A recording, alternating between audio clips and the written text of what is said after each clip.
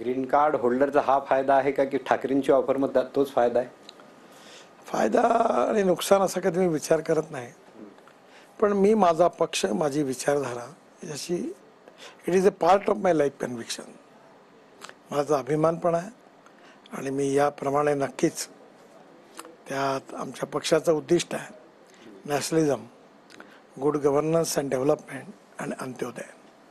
या तिन्ही गोष्टी माझ्याकरता एक प्रकारचं कन्व्हिक्शन आहे आणि पहिले देश मग पार्टी आणि नंतर मी त्याप्रमाणेच काम करण्याचा प्रयत्न करतो.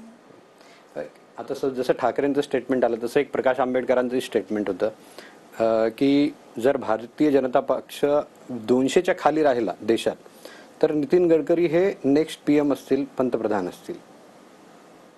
असं आहे, या निवडणुकीत आम्हाला मेजॉरिटी मिळणार आहे आणि मोदीजीच देशाचे प्रधानमंत्री होणार आहे. त्यामुळे दुसरा कुठला होण्याचा प्रश्नच उद्भवत नाही आणि माझ्या डोक्यात हा विषय नाही. नाही, तुमच्या डोक्यात तो विषय नाही. त्यांचं हे म्हणणं होतं की तशी जर परिस्थिती उद्भवली, कारण तुमचं नेतृत्व हे सर्वसमावेशक आहे. मी अगोदर तुम्हाला ग्रीन कार्ड होल्डर बोललो तसं की त्यामुळे हे स्टेटमेंट असे येतात. असं आहे की यावेळच्या निवडणुकीमध्ये आम्हाला 400 पार जागा मिळतील असा आमचा पूर्ण विश्वास आहे आणि मोदीजी देशाचे प्रधानमंत्री होतील.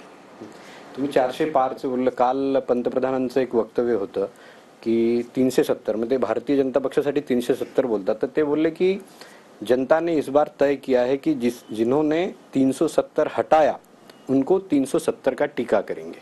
म्हणजे हे 370 त्या 370 वरून आलं असं काही नाही आहे. बोलताना प्रधानमंत्र्यांनी त्याचा उल्लेख केला आहे, पण मला असं वाटतं की एकंदरीत NDA मिळून आम्ही 400च्या पार जाऊ असा मला विश्वास आहे. पण मग हे कॅल्क्युलेशन कसं काय? म्हणजे आम्हाला असं वाटलं होतं त्यांच्या वक्तव्यावरून की हे 370 तिथून आले आणि NDAचे काही घटक दल असं मिळून 400चं हे असेल. हिशोब कोण कसा करता प्रत्येकाचा विषय आहे, पण आम्ही 400च्या पार NDAच्या जागा होतील आणि आम्हाला मेजॉरिटी मिळेल असा मला विश्वास आहे. ते एक आणखी हे होतं की लोक असं बोलतात की 400 पार तुम्हाला यासाठी पाहिजे. आता तर पवारही बोलायला लागलेत. पवारांचं 2 दिवसांपूर्वीचं स्टेटमेंट आहे की 400 पार जर झालं तर संविधान बदलणार असं मला एका मंत्र्याने सांगितलं. संविधान बदलण्याचा प्रश्नच उद्भवत नाही, कारण संविधान बदलवण्याचा प्रयत्न 80 वेळा तर काँग्रेसनेच केला. इमर्जन्सीच्या काळात त्यावेळी त्यांनी बदलवलं. आमच्या पार्टीच्या अजेंड्यामध्ये सरकारचे कुठेही संविधान बदलवण्याचं नाही आहे. आम्ही संविधान बदलवणार नाही हे मी तुम्हाला पूर्ण विश्वासाने सांगू इच्छितो. मग ही